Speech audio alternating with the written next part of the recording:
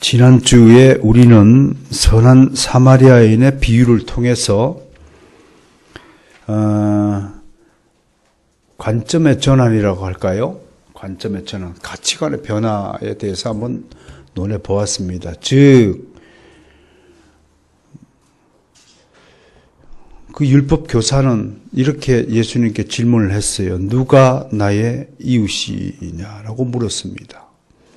그러니까 그 관점은 철저하게 자기중심적 관점이다. 그렇게 설명을 한 바가 있습니다. 그 관점을 주님이 이렇게 돌려줬어요. 너는 다른 사람에게 좋은 이웃이 될 수 있느냐? 그런 사람이냐라고 질문을 바꿔뒀어요. 이게 관점의 전환이에요. 관점이 달라진다는 것은 인생 자체가 달라진다는 뜻이죠. 아무튼 이제 예수님은 어디에 오늘 도착했냐면 베다니에 도착했어요. 지난주에 선한 사마리아인의 비유를 말씀하실 때는 여리고에 있었던 것 같아요. 왜냐하면 제사장과 레인, 비유 속에 등장하는 두 주인공 제사장과 레인이 어디서 어디로 옮겼냐면 예루살렘에서 여리고로 여행하는 중이었어요. 그죠? 약 16km 거리라고 지난주에 밝혔어요. 오늘 베다니는 여기서 저기 숭덕초등학교 한 3km 되나요? 3km의 거리에 있는 아주 가까운 지역입니다. 그런 측면을 좀 보시고 오늘은 예루살렘 턱밑같이 왔다라고 얘기할 수 있습니다. 물론 왔다고 바로 예루살렘에 이제 들어가는 것이 아니라 왔다 갔다 하시는 거죠. 그죠? 이렇게 왔다. 필요에 따라서. 여러분, 구름을 보셨어요? 혹시? 어저께도 제가 하늘에 구름을 봤어요. 미세먼지가 많을 것이라는 일기예보와는 달리 북한산 하늘은 너무나 맑고 청명했답니다. 그 구름을 보니까 여러분, 구름이 그냥 일직선으로 쫙 흘러요? 안 그래요. 아무튼 바람이 막 불면 이렇게 흩어졌다가 저렇게 흩어졌다가 비행기를 타고 가다가 바람에 날리는 구름 모습을 한참 동안 본 적이 있어요. 어떻게 움직여요? 구름은 무엇 따라 움직이나요? 바람 따라 움직여요. 바람 따라 움직여요. 우리는 무엇 따라 움직여야 돼요? 말씀에 따라, 성령님을 따라, 예수님을 따라, 하나님을 따라. 따라서부터 성령을 쫓아 행하라. 야, 그게 우리 정답이요. 성령을 쫓아 살아야 돼요. 예수님도 아버지의 뜻에 따라서 움직이는 거예요. 여리고로 갔다가 베다니로 갔다가 사마리아 어느 한촌에 들어갔다가 막 이렇게 하시는 거예요. 자, 오늘 도착한 베다니라는 마을에는 오늘은 본문에 베다니라는 마을이 이름이 없죠, 그죠? 좀 이따 살펴보죠. 무슨 뜻이냐면 가난한 집이다 이런 뜻이에요. 그러니까 이런 이름이 붙었다는 건 그 동네가 부촌이요, 빈촌이요? 빈촌이라는 거예요. 가난한 동네예요. 요 창문을 열고 저 산 밑에를 보시면 뭐가 눈에 들어와요? 아파트가 들어와요? 달동네가 들어와요? 예. 우리 정릉 지역에 베다니가 어디냐면 요 맞은편에 있어요. 저 속에도 물론 행복한 분들이 계시겠지만 아무튼 가난한 동네에 사시는 분들을 위해서 최근 여기고 동정하라는 건 아니에요. 그러나 불쌍히 여기고 언제나 친절하게 대하면 참 좋겠다라는 생각을 합니다. 감남산 동편 기슭에 자리 잡은 작은 마을이라고 하네요. 감남산. 그럼 예수님의 그 감남산 안에 겟세마네 동산이 있잖아요. 그죠? 그 예수님도 마지막 십자가 처형 달리기 전에 기도할 때 그 기도 장면이 어디에 기록됐나요? 요한복음 17장에 기록됐어요. 그 장면을 하시게 보면 아주 예수님에게는 아주 익숙한 장소라고 말할 수 있을 것 같습니다. 이곳에 특별히 또 성경에 기록된 것은 이것은 누구의 집이냐면 친구 나사로의 집이에요. 언제 친구가 됐는지 알 수가 없어요. 기록이 없어서. 어쨌든 나사로, 친구 나사로라고 기록이 되어 있어요. 그래서 아마 이 집에 자주 들렀던 모양입니다. 이번 사마리아 여행 중에도 들렀고 뒤에 보면 요한복음 11장에 보면요. 죽은 나사로를 다시 살리기 위해서 죽은 지 며칠 만에 찾아갔나요? 3일이야, 4일이요? 4일쯤 됐나, 4일쯤 됐, 4일 만에, 3일 만에, 4일 만에 방문해요. 죽은 나사로를 살릴 때도 방문했고요. 요한복음 12장에는 마리아가 주님께 뭘 부어요? 향유를 부어서 그 머리털로 발을 이렇게 씻어주시는. 그랬더니 예수님이 그 사건을 옆에 있던 가룟 유다가 그게 우리나라 돈 한 300만 원쯤 된다고 해가지고, 그죠? 300만 원어치를 부으니까. 돈에 또 환장한 가룟 유다는 그걸 보고, 이 사람아, 이 아까운 거를, 야, 그 가치관, 관점이 이렇게 틀린 거예요. 주님이 뭐라고 해석해요? 내들아, 저희가 나의 장례식을 준비한다. 야, 정말 기가 막힌 일이죠. 그러니까 여러분, 우리가 이런 일을 들으면서 배워야 할 교훈이 뭐냐면, 주님의 그 깊은 수준에 미치지 못하는 나를 한탄해야 돼요. 내 머리통은 많은 눈에 보이는 것으로만 해석을 할까? 속히 여러분에게 권하노니 깊은 영적인 지혜를 얻으셔서 주님의 깊은 속뜻을 헤아리는 사람이 성숙한 그리스도인이다 라는 것을 강조하고 싶네요. 어쨌든 또 그 예수님이 죽고 부활하신 이후에 40일 동안 계시다가 성천했잖아요. 성천한 것도 베다니 근처라고. 그러니까 주님한테 베다니라는 지역은 주님이 많이 사랑했던 마을 같아요. 저도 이제 저 앞집을 점심 먹고 나면 또 이제 한 바퀴 다 같이 돌자 동네 한 바퀴, 우리 동네라고 생각하고 돌아서 씻고, 여러분들도 점심 먹고 조금 시간 있으면 좀 봄 되면 여기 앞에 건너가서 한 바퀴 좀 돌다 와요. 주님의 마음을 좀 생각하면서 그러면 좋겠다는 생각이 듭니다. 아무튼 예수님과 베다니와의 인연이 매우 깊습니다. 오늘도 예수님은 이제 나사로의 집을 방문했습니다. 여행 중에. 그래서 여행지에 아는 사람이 있다는 것은 매우 큰 위안이 되죠. 잠잘 수 있으니까 편안하게 한번 잠잘 수 있고, 무엇보다도 씻을 수 있어서 좋은 것 같아요. 그 다음에 또 배고픔을 면할 수 있으니까 좋은 것 같아요. 그래서 주석가 핸드릭스는 이 장면이 예수님의 여행 중에서 가장 평온한 장면이다라고 해석을 했는데 저도 동의하는 바입니다. 자, 오늘 그런데 핸드릭스는 오늘 본문을 세 부분으로 나눠서 해석을 했는데 이 해석이 저에게는 너무 밋밋한 해석이라서 저는 제 특유의 해석 방식이 있잖아요. 기승전결 방식으로 한번 해석을 해보겠습니다. 마침 딱 그 구조에 맞는 이야기가 우리들에게 전개되어 있습니다. 자, 먼저 사건의 발단이 시작이 됩니다. 카메라가 어디를 비추냐면 베다니의 마을을 전체를 비추다가 점점 카메라 앵글이 좁혀지더니 어느 한 집을 탁 비췄는데 그 집이 누구냐면 나사로의 집인데, 오늘 특이한 것은요, 이 본문과 요한복음 11장의 본문이 차이가 나요.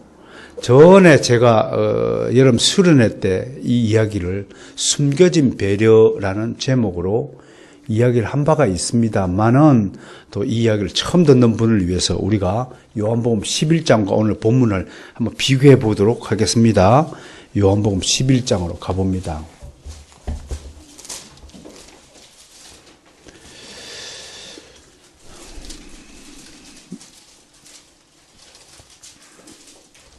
자, 11장 시작. 어떤 병자가 있으니 이는 마리아와 그 자매 마르다의 마을 베다니에 사는 나사로. 이 마리아는 향유를 주께 붓고 머리털로 주의 발을 닦던 자요, 병든 나사로는 그의 오라버니라. 한번 여기까지만 읽읍시다. 여기까지만 읽어도 다 돼요.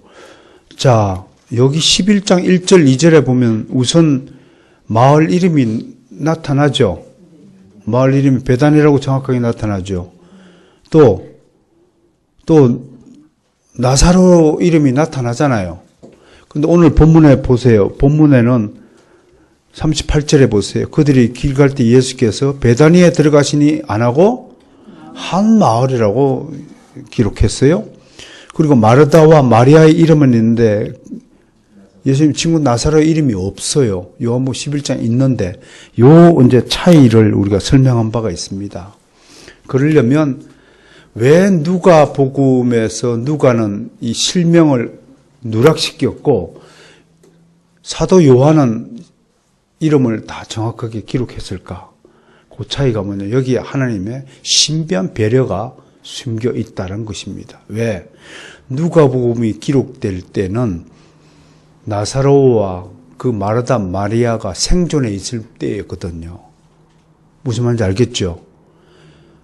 60년대쯤 되면 나사로도 살고 있었고 마르다도 살고 있었어요. 그러나 요한복음은 90년대 말에 기록된 책이기 때문에 그때는 이미 나사로도 없고 마리아도 다 죽은 이후예요.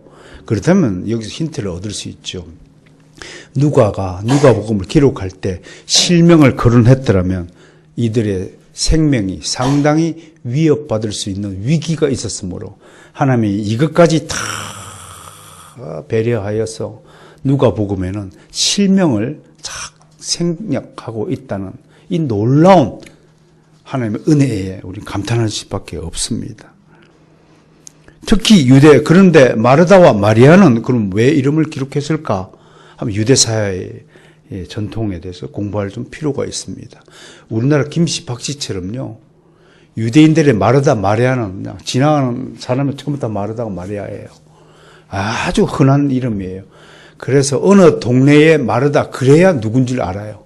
베다니에 마르다라고 하지 않으면 그냥 마르다라면 어느 동네에 사는 마르다인지 알 수가 없어요. 그러니까 일반적인 이름이기 때문에 최소한의 신분 보장을 할 필요가 있기 때문에 이런 조치를 했다라고 하는 것입니다. 누가는 지금 이런 점을 염두하고 나사로와 그의 가족들의 신변에 위험이 가지 않도록 조심스럽게 기록한 것입니다. 할렐루야. 하나님은 이렇게 세밀한 부분까지 성경의 기록이요. 그냥 아무렇게나 그냥 인간의 상상력에 의해서 꾸려진 것들이 아닙니다. 하나님의 철저하고 완전한 계획과 설계 아래에서 기록되어진 거라는 사실을 이런 것들을 통해서 우리는 알 수 있다는 것을 정말 감사하게 생각해야 할 것입니다. 자, 여기서 먼저 마르다의 이름이 먼저 거론이 되네요. 살펴봅니다. 이것은 마르다가 삼형제 중에 제일 맞이거나 집도 그녀의 집인 것으로 보입니다. 38절에서 마르다가 누구 집으로? 자기 집으로 예수님을 영접했다라고 했습니다. 요한복음 11장에도 동일하게 그렇게 되어 있고요. 또 마르다라는 이름의 뜻이 뭐냐면 그냥 여주인이에요. 여주인, 그런 뜻입니다. 요한복음 12장 1절부터 7절에는 한 여인의 향유 사건이 어디 있냐면 12장 가볼까요? 요한복음 그 뒤로 봅시다. 12장에는 또 같은 향유 사건인데 누가복음에 있는 향유 사건은 마리아의 향유 사건인데 여기는 12장에서 보면 어디 있냐면 누구 집이냐면요. 여기서 몇 절이냐면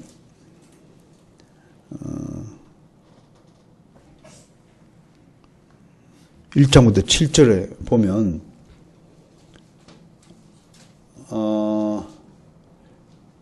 베다니에 이르시니 가만히 있어보자.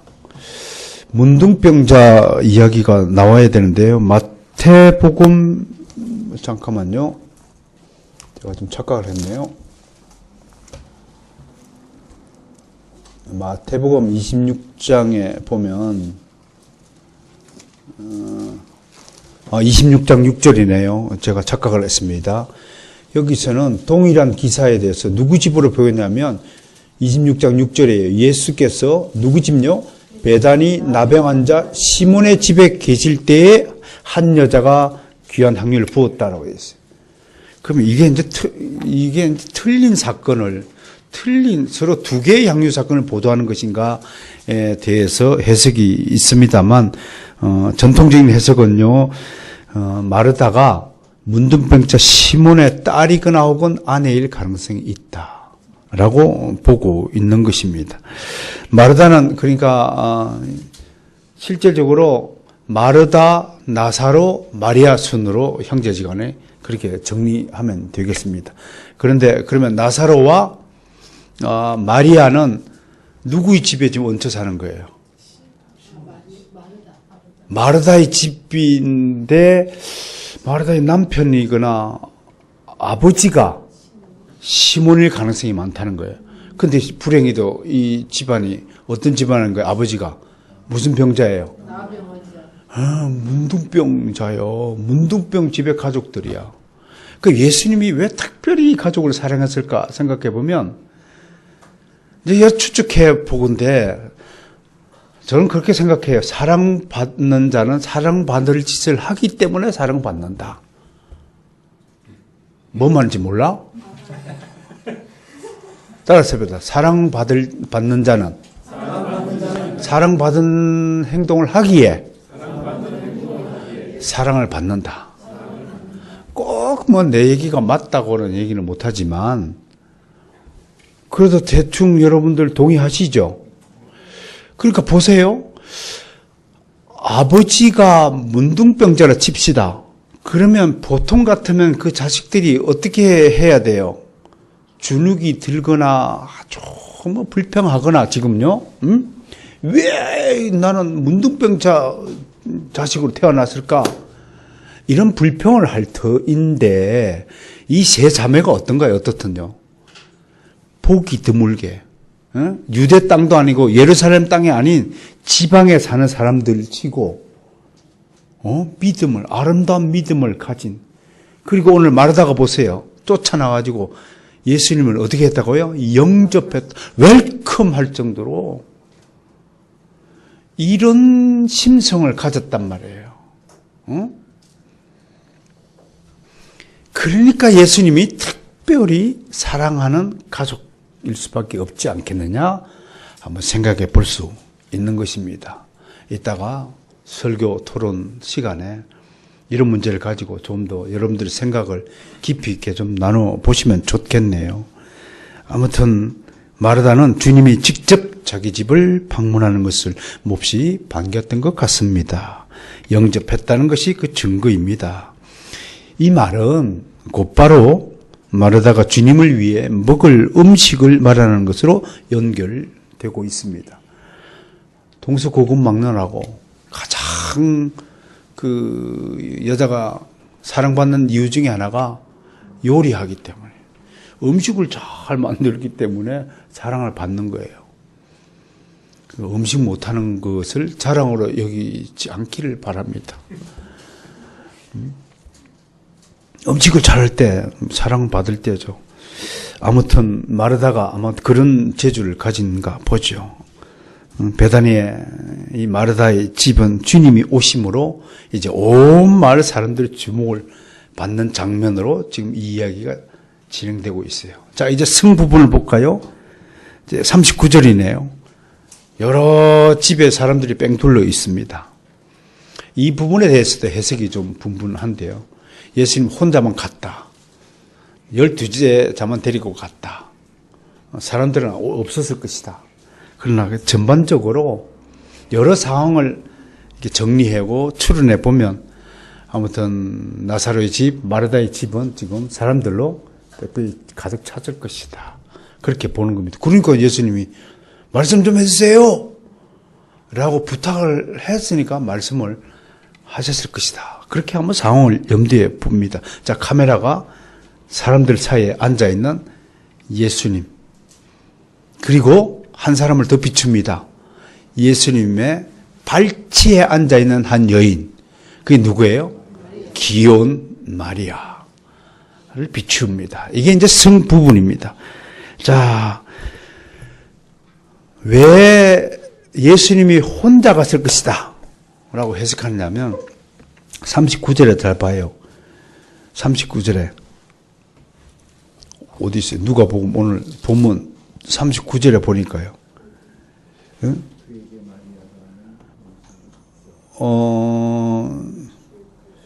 38절에 그들이 길 갈 때에 예수께서라고 단수로 쓰였다는 거야.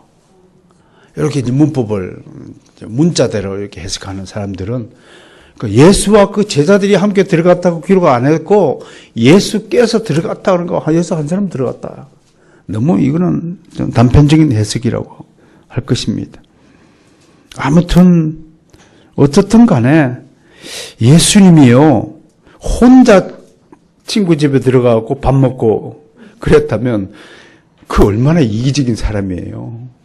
제자들은 뭔가에 지금 쫓아다니는 제자들은 예수님 밥 먹는 거 구경만 해야 되나요? 나 점심 먹을 때 여러분 뺑 둘러서 구경만 하실 건가요? 그러면 속으로 이 목사님도 참 욕심꾸러기 그렇게 욕하지 않겠어요. 그럴 예수님은 아니다라고 우리 분명히 결론을 낼 수가 있을 것입니다.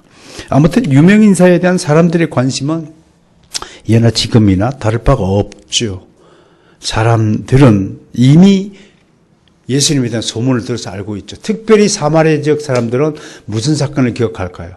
사마리아 수가성에 있는 야곱의 우물가에 일어난 그 사마리아 여인과의 대화를 통해서 그 마을 사람들이 전부 예수를 믿고 복음을 영접했다는 그 사건 때문에 아마 특히 더 예수님에 대한 기억이 새로울 것입니다. 그런 주님이 지금 우리 눈앞에 다 앉아 계시는 거예요. 어땠을까요? 참 신기했을 것 같아요. 여기에 막 유명한 사람이 탁 와서 앉아 있으면 그 사람 자꾸 한번 곁눈질로도 한번 쳐다보지 않을까요? 그런 상황입니다. 주님이 집 안으로 몰려온 사람들을 앞에 두고 천천히 입을 여셨습니다. 그런데 누가의 관심은 오늘 이야기에서 예수님이 무슨 말씀을 하셨다는 것에 대해서는 기록을 하지 않고 지금 예수님의 말씀, 이 사건에 대한 사람들의 반응과 태도에 지금 관심이 있는 거예요. 오늘 이야기는 바로 우리의 반응과 태도에 대한 교훈이라는 사실을 우리는 알 수 있는 거예요. 그러니까 누가가 즉시로 관심을 카메라가 어디로 가래요? 마리아에게로 돌아가는 겁니다. 자, 카메라 렌즈에 잡힌 마리아를 한번 생각해 보세요. 모습을 보세요. 어디에 앉아 있어요? 마리아는 주님의 발치에 바짝 다가앉아서 뭐 하고 있나요? 지금 말씀을 쫑긋 세우고 듣고 있는 거예요. 아까 우리 하영이하고 건국이가요 찬양하는데 내가 감동받았어요. 저 두 아이가 어떻게 이렇게 열심히 찬양해요. 여러분들도 나아요.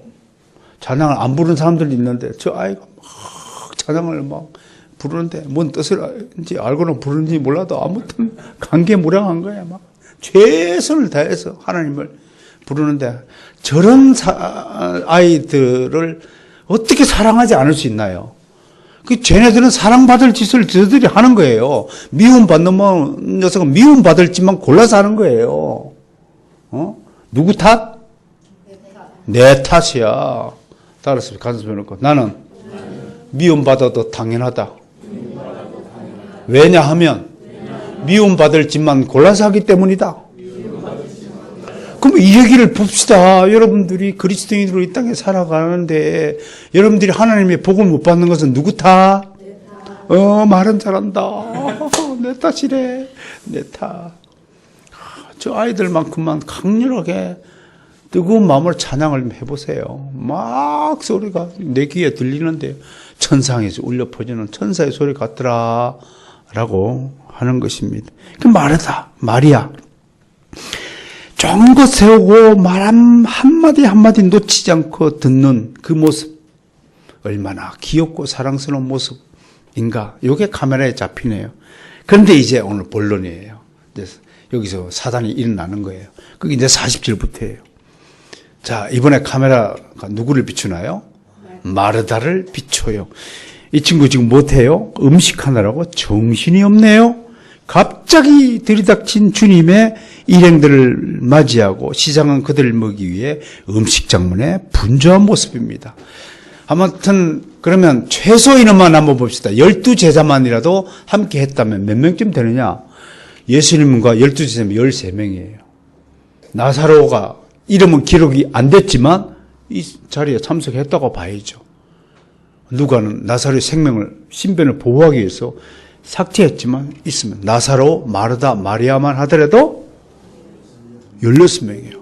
아버지 시몬이 있었다면 아무튼 그 정도예요. 혹시 마르다에 뭐 종이 부리는 남종 여종이 있었다면 아무튼 15에서 20명은 될 거예요. 그 20인분 넉넉하게 20인분 음식을 지금 순간적으로 장만하는 거예요. 쉬운 일이 아니죠. 정말 쉬운 일이 아니에요. 그러나 음식을 준비하는 것, 손님을 맞이하는 것도 유대사회에서 주인의 몫이에요. 막 일 처리해야 돼요. 그러니까 마르다는 기본적으로 주를 위해서 열심히 수고하고 봉사하는 일꾼이면은 틀림이 없어요. 근데 누가는 오늘 그 얘기를 하고자 하는 거예요. 무엇 때문에 이 얘기를 끄집어내느냐? 누가는 마르다의 마음을 들여다보는 거예요. 마르다는 자신이 할 수 있고 해야만 하는 일을 수행하면서도 자기 혼자 이 일을 행해야 한다는 것에 그만 짜증이 났어요. 남을 쳐다보는 거예요. 제일 먼저 마르다의 눈에 들어온 작자가 누구인 것 같아요? 지가 만만하게 생각하는 사람이 제일 먼저 눈에 들어오는 거예요.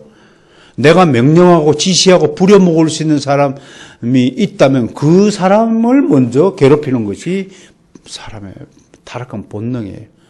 그러니까 마르다를 딱 쳐다보는 거예요. 그러니까 마리아가 뭐 하고 있어요? 음식 준비하는데 안 도와주고 말씀 듣고 앉았네?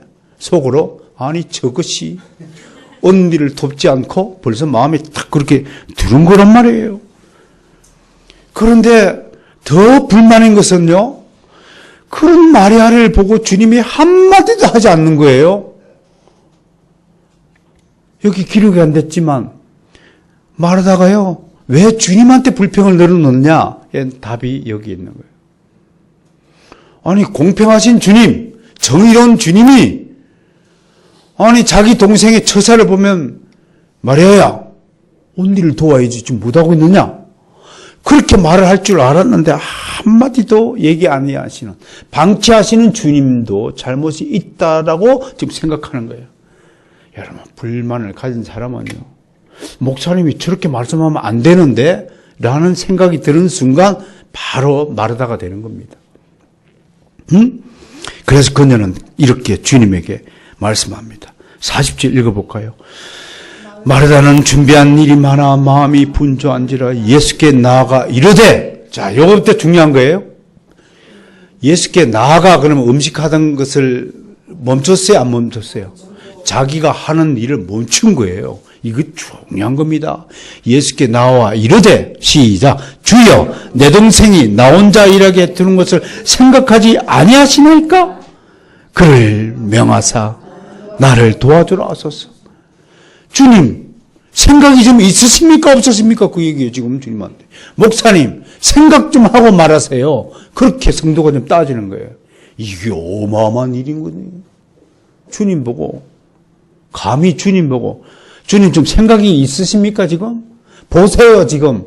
내 동생 마리아가 하는 일이 좀, 올바른 일입니까? 타당한 일입니까? 따지는 거예요, 주님한테. 이게 간단한 일입니까? 절대 간단하지. 마르다는 언제든지 자기 동생은 자기가 부려먹을 수 있는 자기 밑에 있는 사람이라고 생각하는 거예요. 마리아도 한 인격체고, 마리아도 하나님의 한 지체요, 하나님의 아끼시고 귀하게 여기시는 하나님의 보물, 하나님의 성도라고 생각하지 않는 거예요. 언제인 내가 부려먹을 수 있는 내 하수인이고 내 민바닥에 있는 사람이라는 생각이 마르다에게 평소에 깔려 있는 거예요. 그런 자기의 종, 자기의 명령을 들어야 될 마리아가 지금 딴짓을 하고 있고, 그걸 방치한다고 생각하는 거예요. 이 말에는 심리적으로 마르다의 심리가 항상 삐뚤어져 있다는 것을 나타냅니다. 마르다는 주님에게 어째서 동생을 나무라지 않느냐고 항의한 것입니다. 감히 주님을 상대로 불평을 늘어놓은 것입니다. 이런 마리아에게 부족한 점이 뭐가 있겠습니까? 세 가지가 있어요. 첫째, 오직 마르다는 자기 관점으로 모든 일을 바라보고 해석하는 겁니다. 그래서 이런 자를 에고티스트, 우리말로 하면 자기중심주의자라고 말하는 겁니다. 대표적으로 시어머니주의입니다.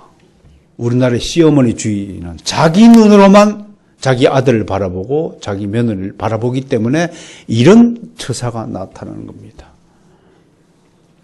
며느리 관점에서 보면 전혀 다르게 해석될 수 있는 사건도 자기 관점에서.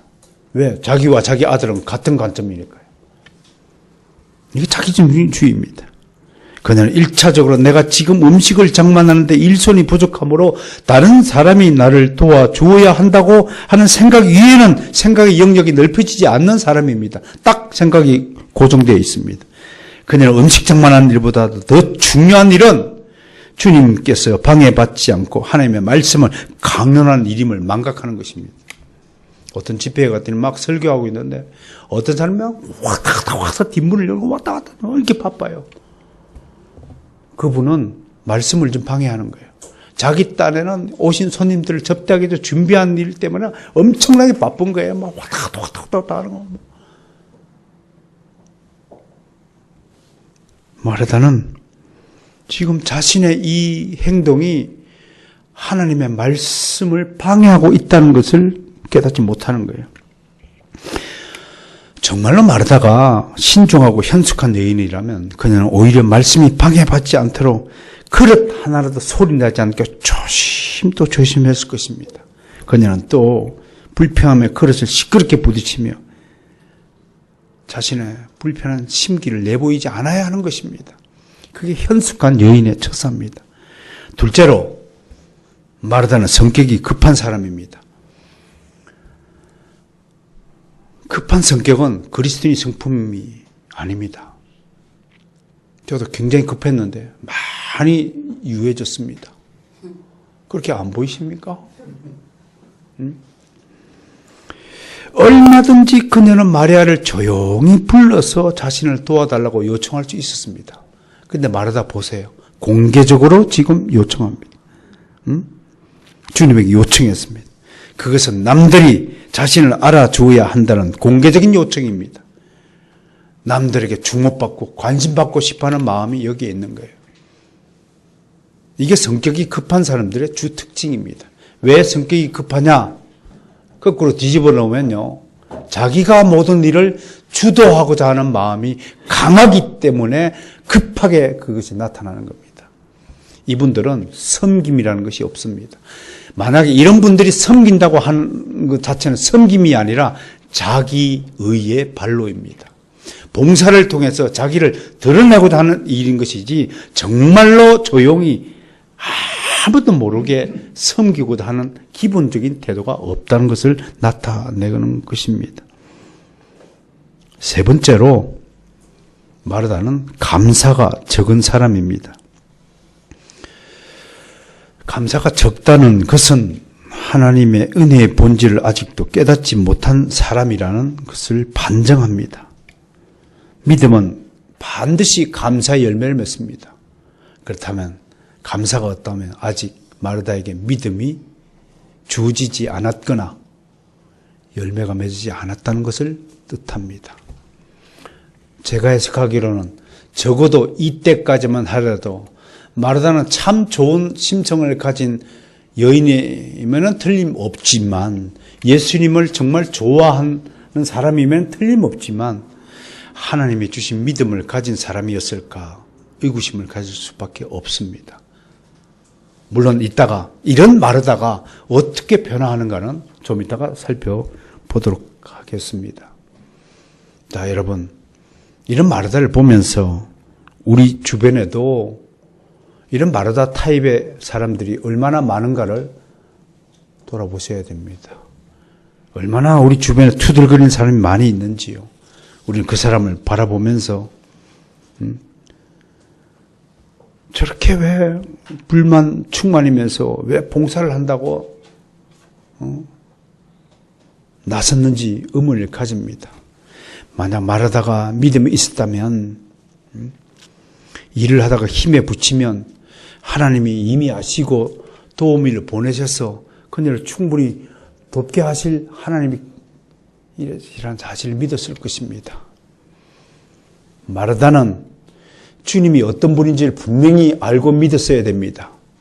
주님은 오병이어만 가지고도 5,000명을 먹이시는 기적의 하나님이십니다. 마르다가 음식 준비하지 않더라도 정말로 필요하다면 주님이 말씀으로도 음식을 만들어서 배고픈 자를 먹일 수 있는 능력의 하나님이 되신다는 사실을 마르다는 알고 믿었어야 됐습니다. 그런 주님을 의심했던 마르다의 죄가 결코 가볍지 않다고 하는 것입니다. 마르다는 하나님이 도우실 때까지 참고 기다려야 했습니다. 그러나 마르다의 현재의 수준은, 인성은 그 순간 마음을 하나로 붙잡지 못하고 폭발하고 말았습니다. 사건이 빵 터진 거예요. 자, 이제 이 이야기를 마무리 지어야 되겠습니다. 결론입니다. 그것이 41절과 42절에 있는 주님의 평가입니다. 이것은 마르다의 행위에 대한 주님의 심판이기도 하고요, 우리에게 주는 교훈이기도 합니다. 주님은 이미 마르다가 어떤 행편에 처했고 어떤 마음을 가지고 있는지 다 아십니다. 그녀가 어떤 불만을 가지고 자신에게 말을 했는지 알고 계십니다. 그래서 주님은 그런 마르다를 이렇게 부릅니다. 마르다야, 마르다야. 이름을 2번 반복해서 불렀습니다. 여러분, 예수님은 중요한 말씀을 하실 때 반드시 내가 진실로 진실로 내게 이르노니 하고 강조하였습니다. 무엇이든지 정말로 중요하다고 하는 일에는 이렇게 2번 반복하는 일을 하셨습니다. 마르다야 라고 말하지 않고 주님은 마르다야, 마르다야 라고 말했습니다. 여기에는 저는 주님의 3가지 마음이 담겨 있다고 봅니다. 첫 번째, 마르다가 깨닫지 못하는 것에 대해서 아주 안타까운 마음을 가지고 있다는 것입니다. 아이고, 마르다야, 마르다야. 내 친구의 누이 마르다야, 마르다야. 안타까움.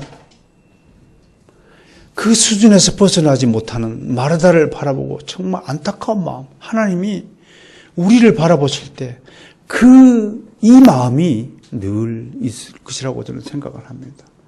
그럼에도 마르다를 사랑하는 마음은 잃지 않았다.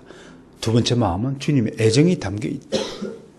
애정이 없었더라면 혼을 냈을 것입니다. 애정이 있었기 때문에 마르다야, 마르다야 그래 놓고 다음에 충고를 하신 것입니다. 그 다음에 3번째 마음은 그럼에도 불구하고 잘못에 대해서 강력한 꾸짖음이 여기에 담겨 있다. 그렇다면 정말로 나를 사랑하는 사람은 나를 칭찬만 할 것이 아니라 내가 잘못했을 때 적절하고 필요한 조언과 충고를 해주는 사람만이 나를 진짜 사랑하는 사람이 아닐까라고 생각을 합니다. 자, 어떻든 주님께서 이렇게 이야기합니다. 네가 많은 일로, 41절 시작, 네가 많은 일로 염려하고 근심하나. 지금 마르다는 어떤 마음이라고 주님께서 진단하십니까? 할 일이 너무 많다라고 막 야단법석을 지금 들고 있다는 것을 주님이 이미 알고 있는 거예요. 많은 일로 염려하고 근심하나. 뭐 때문에 네가 그렇게 염려하고 근심하냐? 내가 지금 있는데 왜 그렇게 염려하고 근심하느냐? 오늘 여기 오시기 전에 여러분 지난 한 주간을 어떤 마음가짐으로 보내셨습니까? 얼마나 여러분들의 마음에 들지 않는 일들이 많이 일어났습니까? 나를 불편케 하는 일들이 일어나지 않았습니까? 그런 일에 대해서 여러분들이 어떤 마음가짐, 어떤 반응과 태도를 보이며 지난 한 주간을 보내셨나요? 생각해 보셔야 됩니다. 그 자신을 점검할 줄 알아야 됩니다. 그 다음 42절 시작. 몇 가지만 하든지 혹은 한 가지만 해도 족하니라 라고 마르다에게 충고합니다. 이 말씀의 속뜻이 무엇입니까? 또 어떤 사람들은, 자유주의자들은 이렇게 해석을 하더군요. 한 가지 요리만으로 충분한데 뭘 그리 많은 음식을 장만하느라고 힘들어 하느냐라고 해석하는데, 이런 평면적인 해석 타당치 않습니다. 주님의 진짜 의도는 뭐냐? 그 많은 일들 중에 가장 중요한 일이 뭐냐? 가장 최우선적인 일이 뭐냐? 그 말씀을 하고 있는 겁니다. 그래서 42절에서 마리아를 빗대어서 이렇게 평가합니다. 시작. 마리아는 이 좋은 편을 택하였으니 빼앗기지 아니하리라 하시니라. 마리아가 네가 하는 일을 돕지 않는 것이 아니라 마리아가 해야 되는 일 중에서 가장 중요하고 최우선적인 일을 지금 하고 있느니라 라는 말씀을 하고 있는 것입니다. 마리아가 하고 있는 것 중에서 최우선적인 게 뭐냐? 그건 바로 주의 말씀을 듣는 것입니다. 여러분들이 일주일 중에 가장 최우선적으로 해야 될 일은 뭐냐? 바로 이 설교를 듣는 일입니다. 이거에서 설교를 듣고 한 주간을 시작하는 것입니다. 여러분, 이 설교를 듣는 여러분 귀가 정말로 복된 것이라고 축복합니다. 주일 예배가 그래서 중요한 겁니다. 가장 중요한 일이기 때문에 그렇다고 하는 것입니다. 핸드릭스는 이 부분에 대해서 이렇게 해석을 하고 있군요. 주 예수 그리스도와 삼위 하나님의 계시를 경배하고 헌신하는 것보다 더 가치 있는 일은 없다. 저도 동의합니다. 여러분 동의하십니까?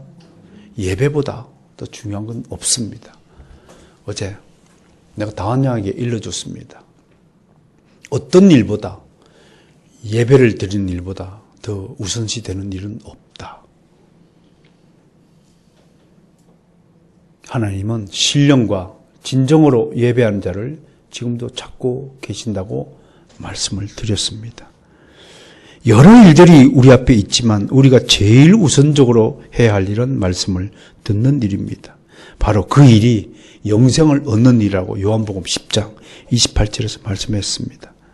내가 그들에게 영생을 주노니 그들의 손에서 영원히 그 영생을 빼앗을 자가 아무도 없다라고 말씀했습니다.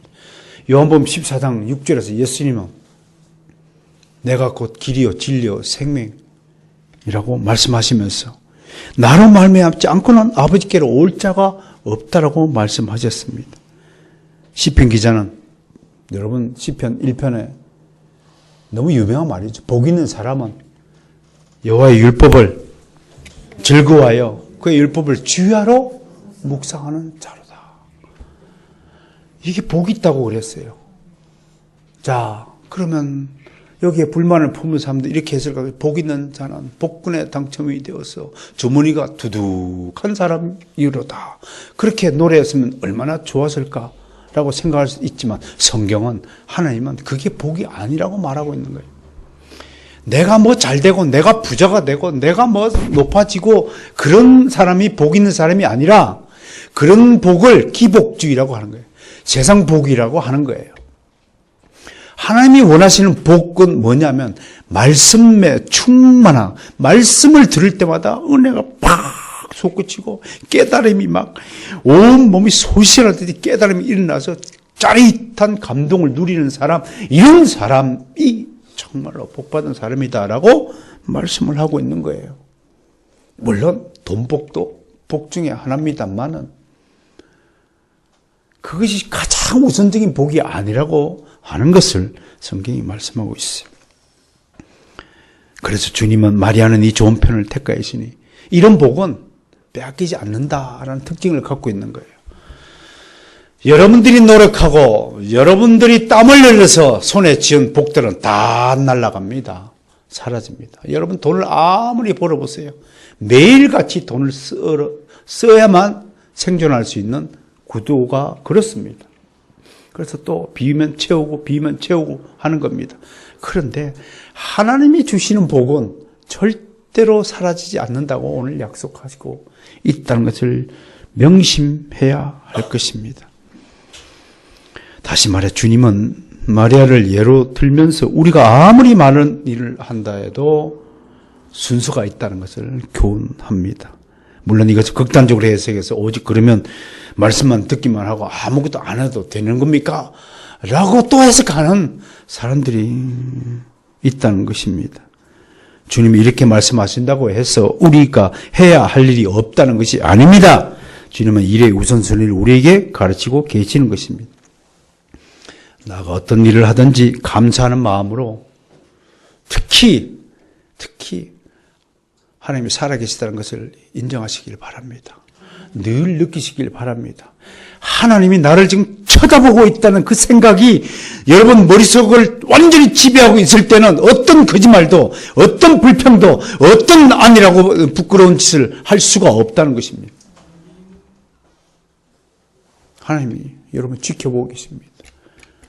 우리 학교 정문에 가면 고람되어 다 글자가 써 있어요. 그걸 볼 때마다 사실은 오늘도 하나님이 내가 공부하는 것을 지켜보고 계시는구나. 하나님이 어떤 분인데 나를 안 지켜봐요. 하나님의 시야에서 벗어날 수 있는 피조물이 이 세상에서 단 한 개라도 존재할 수 있습니까? 절대로 그런 일은 불가능한 것입니다. 감사할 마음, 하나님이 지켜보고 있다는 이 믿음을 가지고 일하라는 가르침이 오늘 있는 것입니다. 바로 이 소중한 믿음의 일, 생명의 일, 진리의 일은 영원히 하나님을 기쁘시게 하고 사라지거나 빼앗기지 않는다는 것을 말씀합니다. 여기서 아마 마르다는 예수님의 따끔한 꾸짖음을 통해서 중요한 가르침을 받았나 봅니다. 훗날 마르다는 완전히 다른 모습으로 우리 앞에 나타납니다. 나사렛 죽음 앞에서 마르다는 주님에게 이렇게 신앙 고백을 합니다. 다시 요한복음으로 가보겠습니다. 마르다의 변화를 보겠습니다. 요한복음 11장.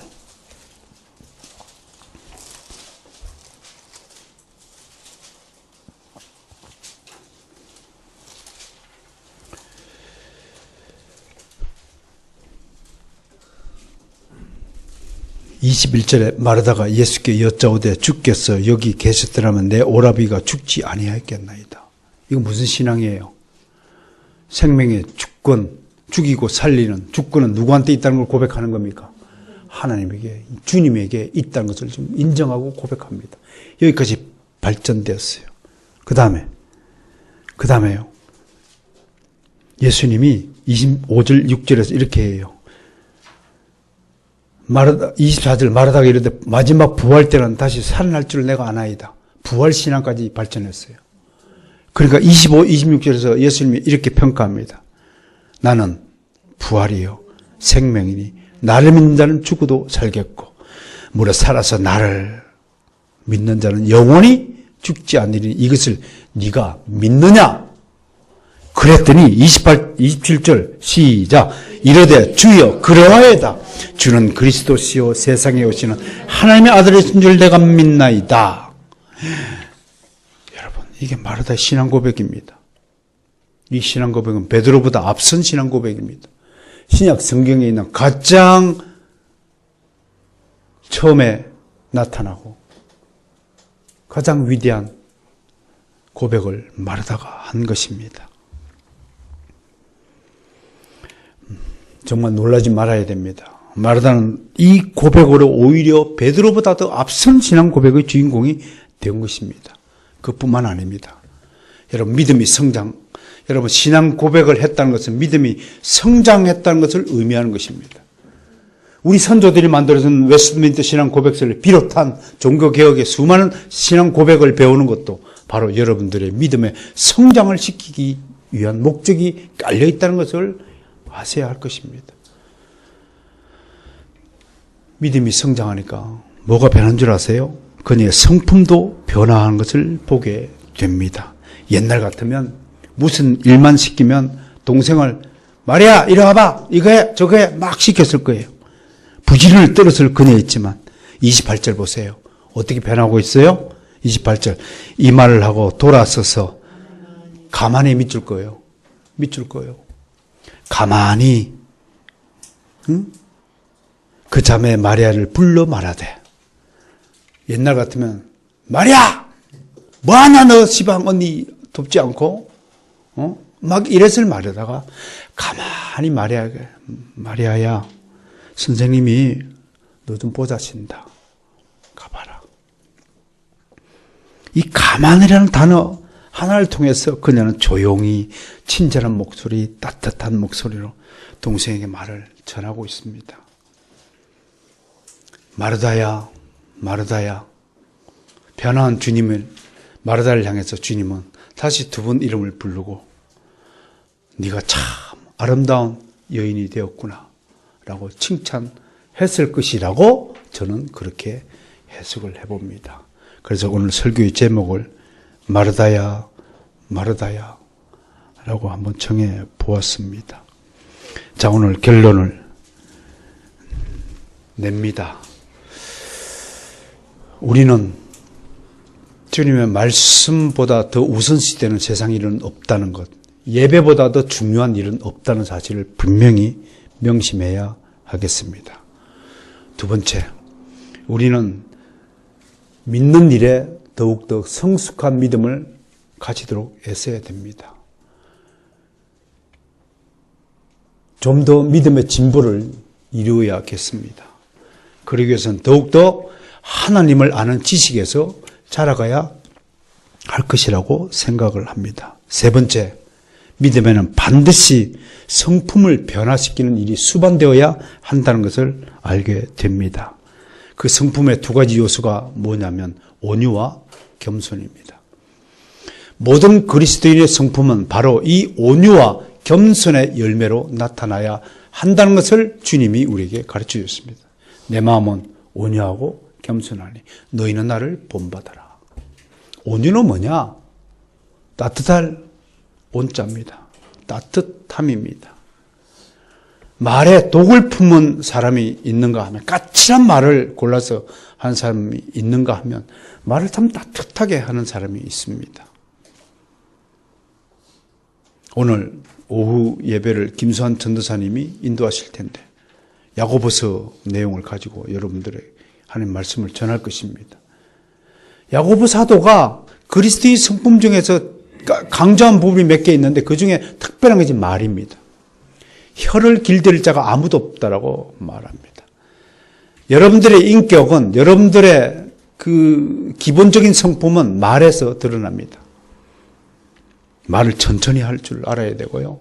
말을 차분하게 할 줄 알아야 되고, 말을 따뜻하게 할 줄 알아야 됩니다. 또 유는 뭡니까? 부드러운 유자입니다. 부드러움입니다. 따뜻한 사람에게, 부드러운 사람에게 사람이 찾아듭니다. 까칠한 사람은 사람들이 멀리합니다.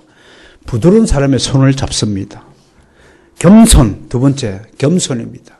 겸손이 뭐냐? 한마디로 저는 이렇게 해석을 합니다. 자기를 내세우지 않는 경건이다. 두 번째, 겸손은 실력이다. 왜? 익은 벼가 고개를 숙이지 익지 않는 벼는 고개를 빳빳합니다. 무지한 사람이 교만한 것이지 지식이 충만한 사람은 교만하지 않은 것입니다. 아니까 함부로 말하지 않고, 무지하니까 함부로 판단하고 생각하고 말하는 법입니다. 겨는 날아가도 알곡은 날아가지 않습니다. 그래서 겸손한 사람을 실력 충만한 사람이라고 하는 것입니다. 여러분들이 정말로 하나님에 대한 지식에 충만한 사람이 된다면 여러분은 정말로 아름다운 겸손의 사람이 될 줄로 믿는 것입니다. 자, 오늘 마르다 이야기를 통해서 우리는 많은 은혜와 깨달음과 교훈을 받았습니다. 옛날엔 우리가 마르다 같아 했지만 다시는 마르다와 같은 행동, 은행을 통해서 하나님의 마음을 아프게 하지 않는 여러분들이 되시기를 주 여러분 축원합니다.